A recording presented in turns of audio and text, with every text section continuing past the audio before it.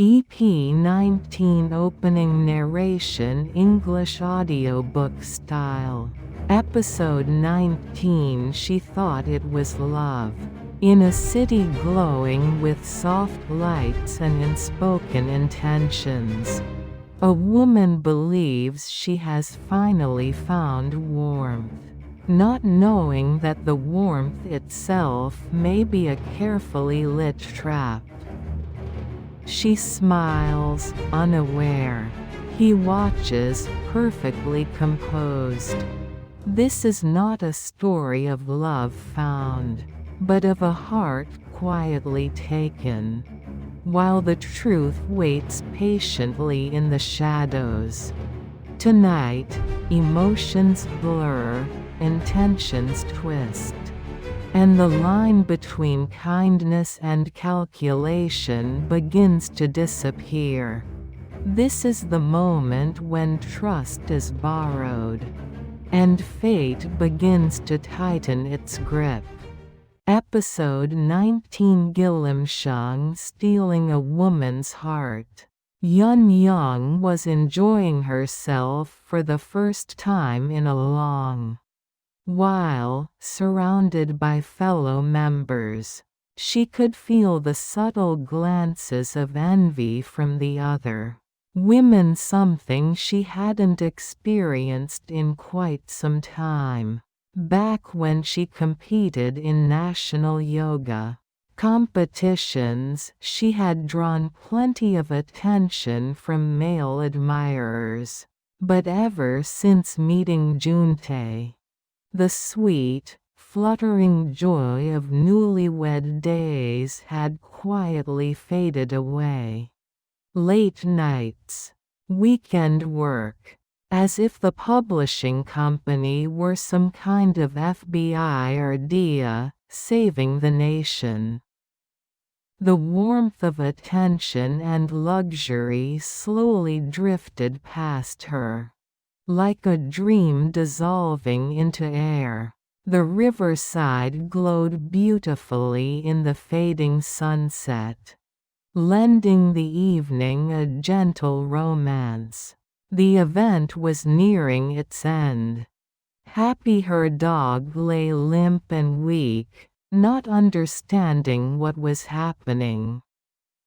Chairman Jiang Sang Man knelt down and gently pressed along the dog's abdomen.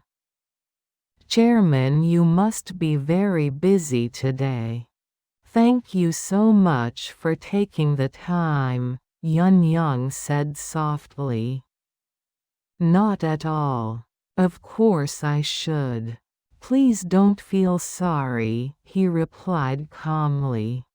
Something about the way he cared for her dog stirred something in her heart. His gentle touch, his considerate manner, such refinement. And handsome, too. How can a man have such a beautiful forehead? Such perfect eyes? He could be a model for a cosmetic surgery clinic. But suddenly, Chairman Jiang's expression stiffened. Yun Yang noticed immediately. "Something's wrong?" she asked, her voice tightening. "I don't think Happy is in normal condition." "What? Is something wrong?" "From what I can feel, it may be a thyroid tumor. We'll need imaging to be sure. But she's been healthy. When I press here, do you feel this small lump under the neck?" "Yes, I never noticed it before. There's a strong possibility it could be thyroid cancer." "Cancer? Oh no, what should I do?" "Happy. Today is technically a day off due to the event. And we had no surgeries scheduled, but since she's your dog, Ms. Yun Yang, we can operate tonight." "Really? You can do that?" Her eyes filled with desperation. "Of course. You came all the way from Seoul. Nurse, please prepare to transfer Happy to the hospital immediately. Yes, Director. We'll move her by ambulance. The ambulance sped toward the Hyundai Pet Clinic. Nurse, prepare for FNA fine needle aspiration and proceed with a CT scan immediately. Yes, Director. The needle pierced gently. The CT scan followed swiftly. Although the clinic was technically closed for the competition, Director Jang devoted his time entirely to Yun Yang. She knew it too well. They say a true friend reveals themselves when you are in trouble. She found herself seeing him in a different light. A subtle emotion, something warm and unfamiliar, began to bloom. This CT helps us determine whether surgery is possible, what risks we face, and how carefully we need to proceed. Try not to worry. His calm reassurance eased her trembling heart. We have several doctors on the surgical team. You're not alone. Outside the operating room, Yun Yang paced restlessly. When the surgery ended, Director Jang emerged. The surgery went very well. We minimized bleeding and removed the tissue cleanly, without affecting surrounding areas. Oh, thank you. Thank you so much. Overwhelmed, she hugged him before she realized what she was doing. Then, startled, she pulled back. I'm sorry. I didn't mean to. It's all right. I'm truly glad it went well. Thank you so much. And while Happy recovers, she'll stay in our VIP suite. Really? Thank you so much. Nurse Choi, please prepare suite number 1. Yes, Director. Yun Yang followed the nurse into the private room. Late at night, she lay asleep on one side of the bed. Someone gently pulled a blanket over her, adjusting it carefully. The bright ceiling lights were dimmed to a soft glow. A quiet, tender consideration filled the room. Yun Yang stirred slightly and opened her eyes just a bit. It wasn't a nurse, it was Director Jang. She froze, pretending to sleep. He's really kind. How does someone like this just appear in your life? Director Jang knew she was awake. He had hoped she would be. Near Yongdu Bridge in Busan, a shabby hagfish restaurant stood quietly. The fluorescent sign flickered on, off, trembling as if on its last breath. The briquettes ain't burning right. Hold on a bit, I'll change 'em. Sang-uk's mother replaced the charcoal beneath the round metal table, and brought out hagfish and vegetables. Tell me if you need more. There's plenty. Customers ate heartily, sauce smearing their lips. Smoke and savory scent filled the air. Late at night, an elderly man entered quietly, wearing black, horn-rimmed glasses, gray sideburns, and carrying a cane. Sang-uk's mother stiffened slightly. She recognized him. but fear flickered behind her eyes.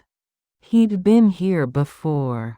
She stepped outside, splashed water on the ground, glanced around cautiously, then returned. "Ma'am, soju and hagfish, please. And lots of minced garlic." "Yes, just a moment." The old man dipped the eel, first in soybean paste, then in chili sauce, savoring each bite. "Still the best. Truly the best I've ever had.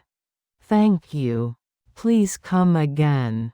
No place in Japan compares. Plenty of shops, but your hands they're special." "Is that so? Thank you kindly. Just hang in there a bit longer. I'll back you big time soon." "Really?" "Of course. I've got plans. Just waiting for the right time. And please help my husband." "Hush. Someone might hear. He's supposed to stay hidden." "Yes, please help him." "All right. Now bring me some more vegetables." She did, and as she did, she noticed something beneath the bowl. A note. She slipped it discreetly into her pocket. Later, while cleaning up the empty shop, she unfolded it. A map. Yongdu Bridge marked clearly. Instructions written beside it. The next day, she wandered near the bridge. A bearded street vendor stood beside a cart. "I'm here on behalf of Executive Beck from the Kaesong Industrial Complex." Executive Beck? His full name? Beck Du Seong. A verification phrase. She showed the note. The vendor looked around, then pulled a black bag from beneath the cart. She took it, clutching it tightly as she walked away. The next day, a train bound for Seoul thundered forward. Sang-uk's mother sat near the aisle, shifting constantly in pain. Her spine ached. Her legs throbbed. Disc herniation. Degenerative arthritis. Her back curved unnaturally. "If only I could sleep without pain." But even sleep betrayed her. She used a folded towel instead of a pillow. Her neck couldn't bear anything else. Doctors had suggested surgery, but she refused. When she visited her son, she sometimes received expensive nerve injections, but relief never lasted. Her son's heart ached watching her suffer. Sang-uk's father had once crossed the border from the north as a covert operative.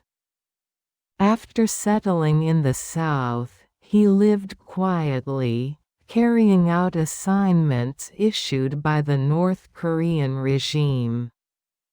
But as the years passed, everything changed.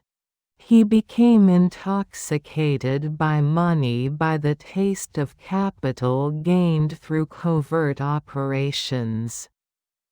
He invested recklessly, suffered devastating losses, and eventually committed crimes that landed him behind bars. From that moment on, he could no longer respond when North Korean broadcasts called out for him in desperation. He had become a liability. A traitor whose usefulness had expired. Marked as a defector by the Workers' Party, he fled, choosing exile over execution. It was the only way to protect his family. Since then, he had lived as a drifter, homeless for years, moving from place to place. Even in his sleep, he was haunted by nightmares, visions of someone coming to kill him. Yet there was nothing his family could do to help him. There was no one he could confide in.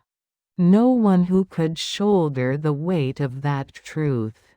And so, time simply passed quietly, mercilessly. By some cruel mercy, Sang-uk's mother managed to survive by occasionally running errands for the Black Hand in Japan. With a little help from Sang-uk, that was how she managed to stay alive, barely holding on. Once useful, then discarded, branded a traitor, forced into homelessness to survive. Only small errands for the Japanese syndicate, occasional help from Sang-uk, that was how they survived. I don't know, they educated him in Joseonyeon and all that. He should know better. Does that Japanese sponsor still come around? The one with the white beard? He came by recently. Told me to deliver this. She pulled the bag closer. What is this?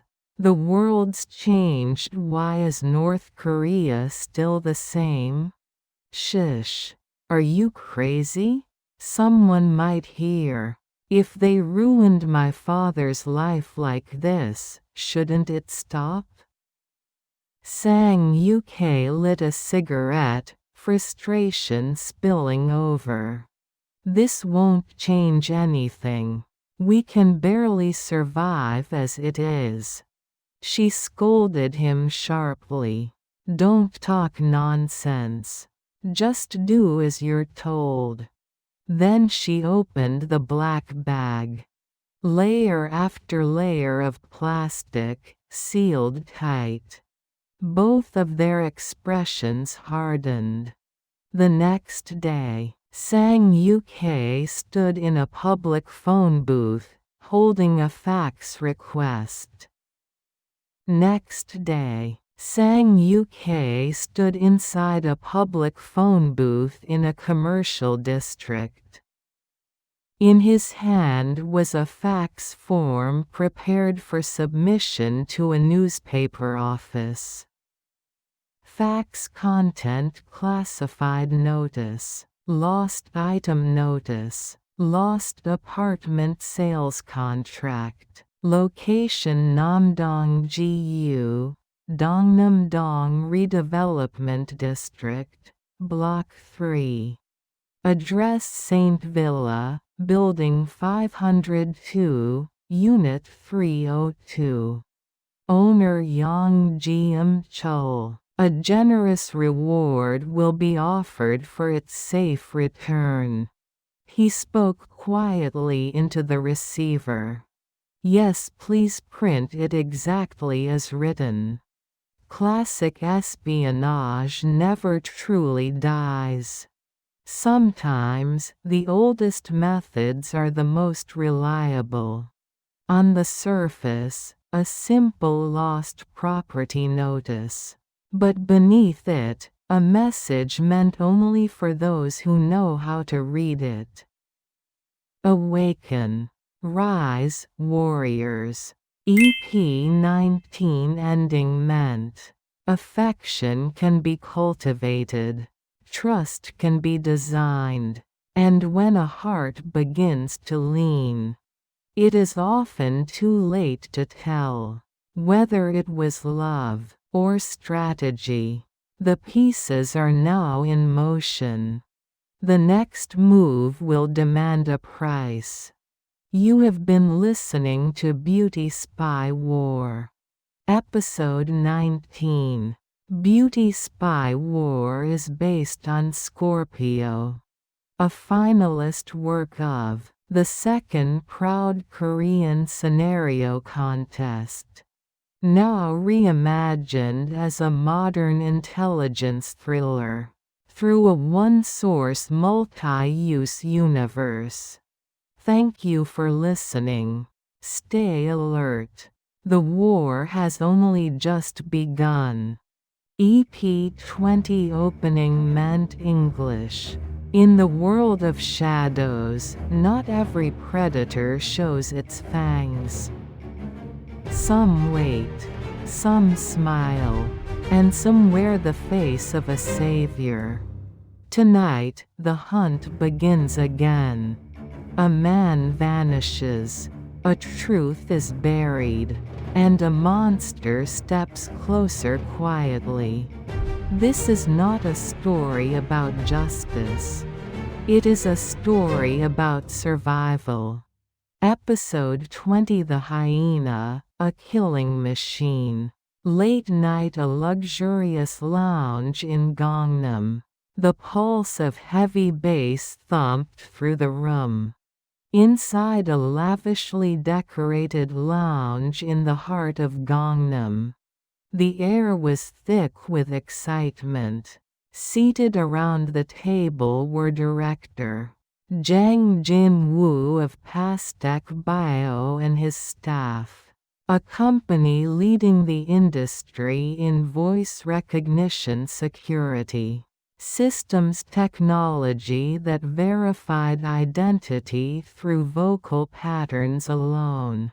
Recently, the company had achieved a major breakthrough in biometric encryption.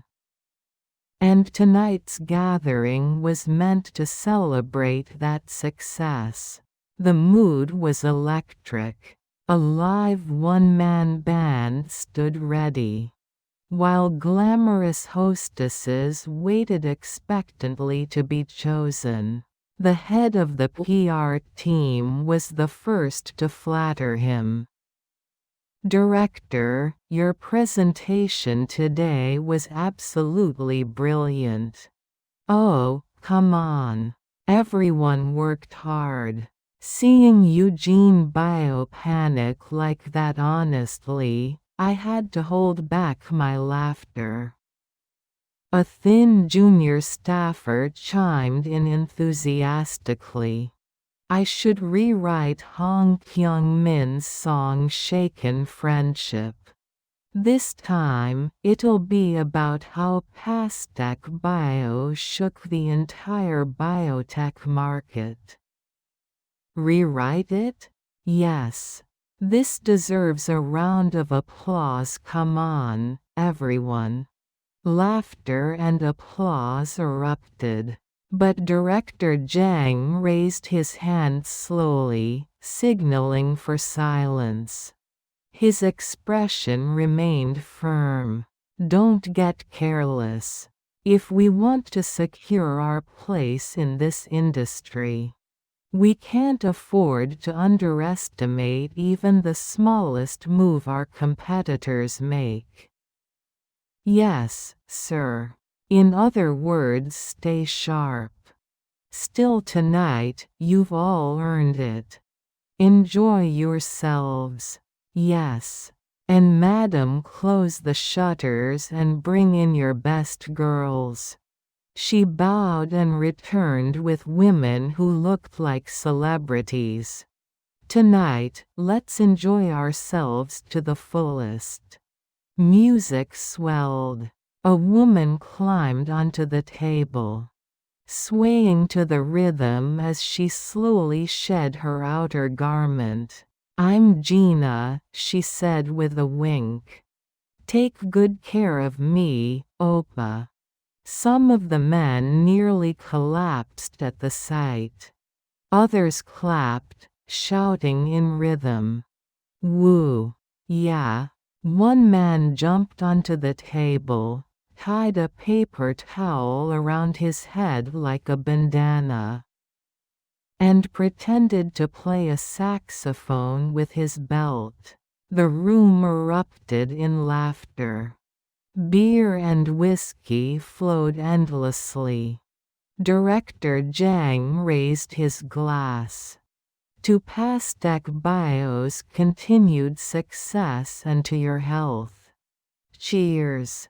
The department manager cleared his throat. How about something from Song Dae Kwon? The youngest employee typed in the song number.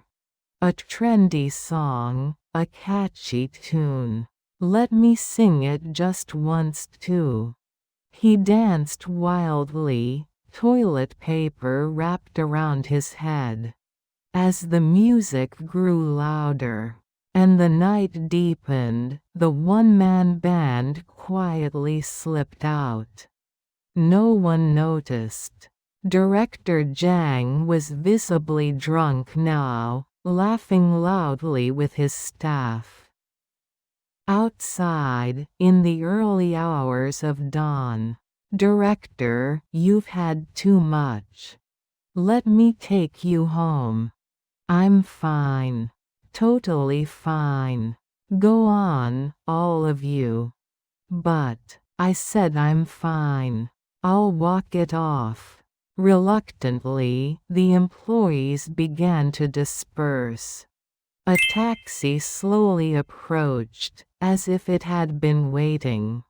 The hyena emerges. The taxi door opened.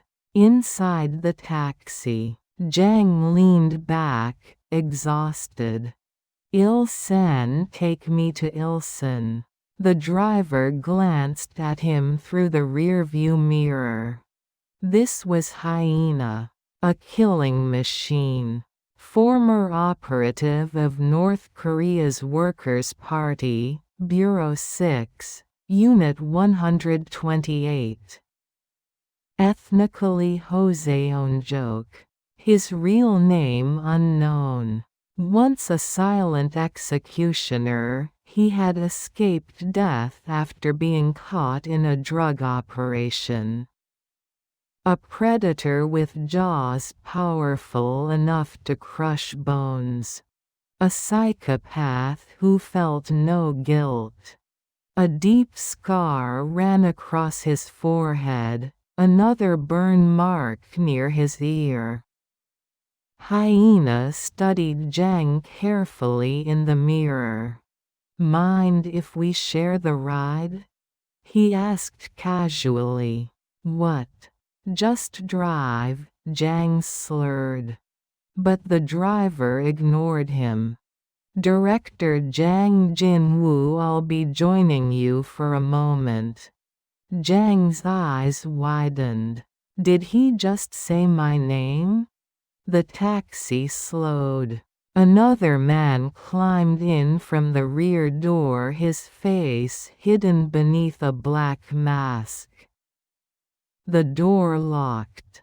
Hyena slipped on a mask of his own.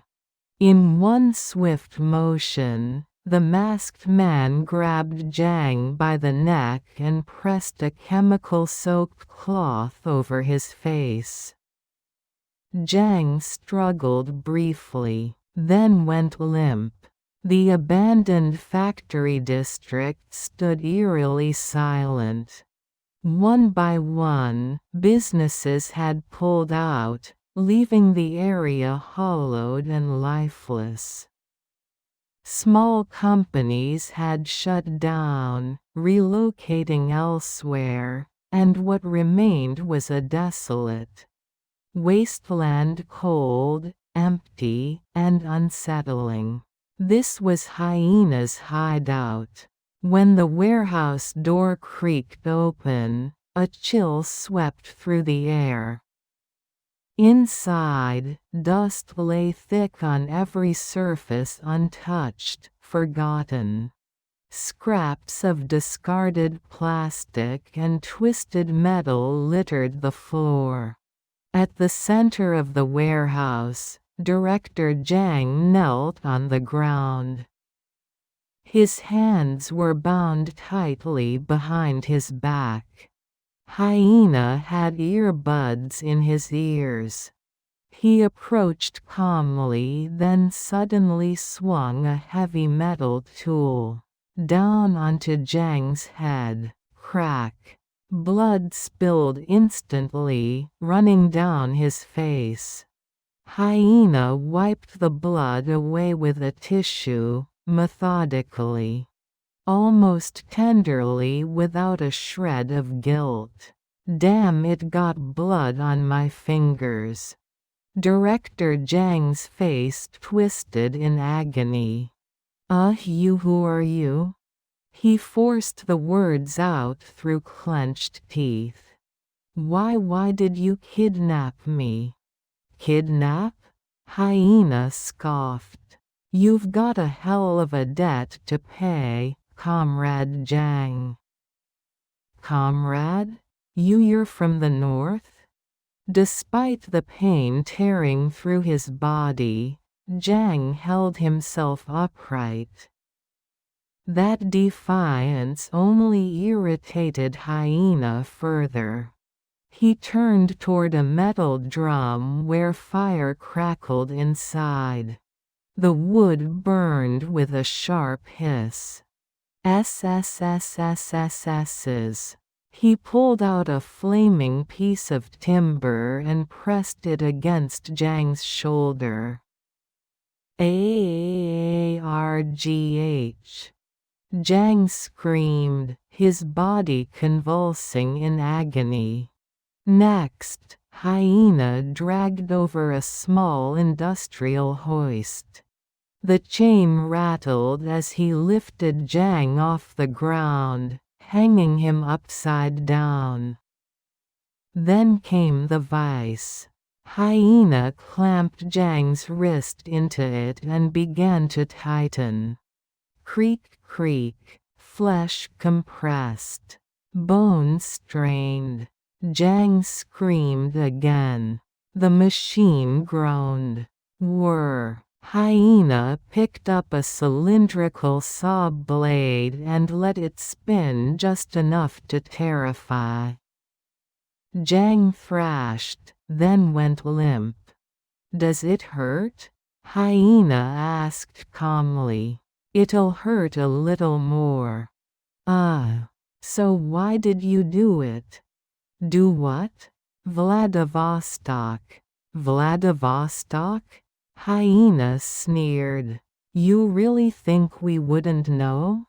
That the National Intelligence Service was behind it?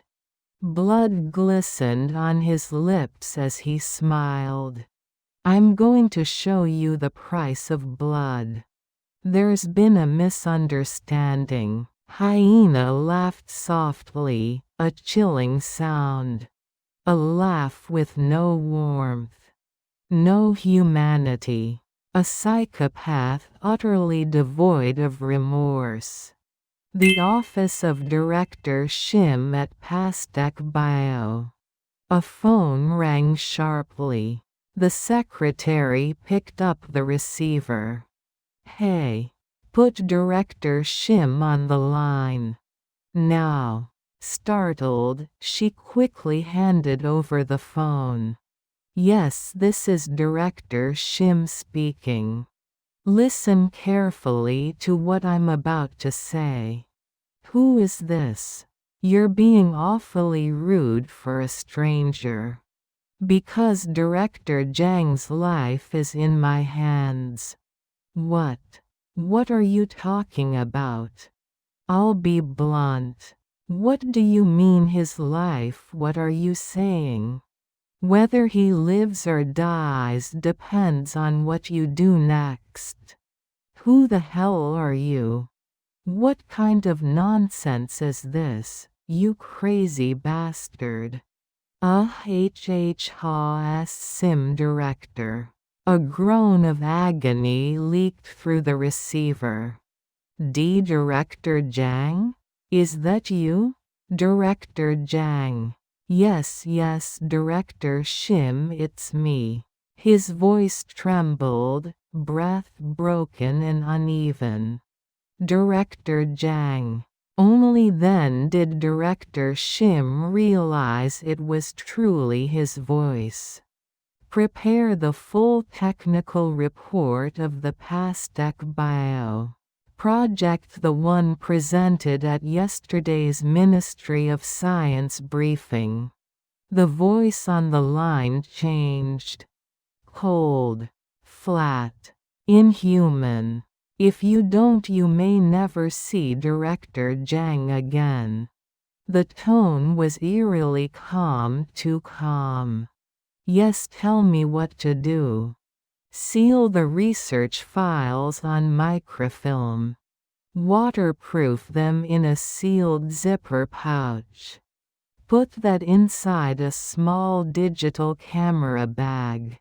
Yes, and then? Tomorrow, at 3:30 p.m., place it on the outer rear bench of the Chungchong Lake cruise ship. The Chungchong Lake cruise in Danyang? That's right. The outer bench at the stern. 3:30 sharp. And then you'll release Director Zhang? If you contact the police, he dies. Click. The line went dead. The threat lingered in the air like poison. Director Shim stood frozen, phone still pressed to his ear. Hello? Hello?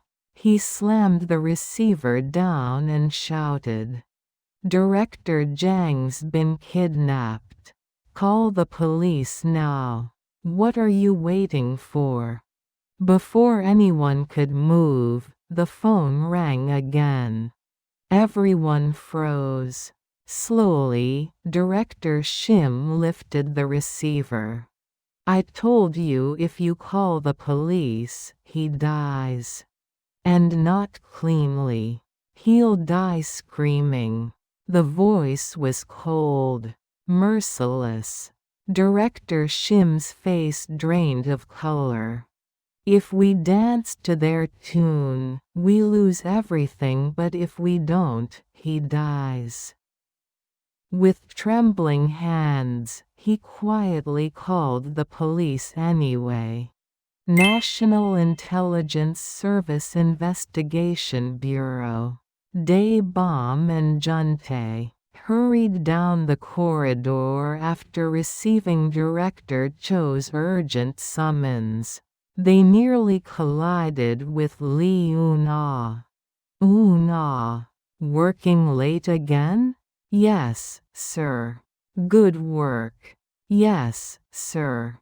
Even dressed in plain black, Una carried an unmistakable femme fatale aura.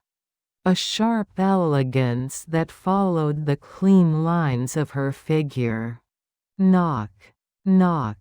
As Daebom and Jun Tae entered, Director Cho turned from the window. His expression was tense. A tip just came in. Someone I once met at a private gathering. Who is it, sir? Director Shim from PASTEC Bio. He says Director Zhang Jin-woo was abducted after a company dinner. Director Zhang? The former NIS official? Yes. One of ours. A veteran. Why him? He sits on the Industrial Security Council. A man who helped prevent massive national tech leaks. Yes, sir. And with Kim Bom-jun found murdered recently, I can't ignore the connection. I understand. I'll make discreet contact. Do it quietly. A man's life is on the line. Yes, sir. Lock down the entire Danyang area. Don't let even a rat slip through. Yes, sir. Bring the bastard to me alive. EP20 ending meant English. Pain does not always scream. Sometimes it smiles. And the most dangerous predators are the ones who never raise their voice. What was taken tonight cannot be undone. And what has begun will not end easily. The hunt continues. This was episode 20 of The Beautiful Spy, a finalist of the second Proud Korean Scenario Contest. Thank you for listening. And remember, some shadows are alive.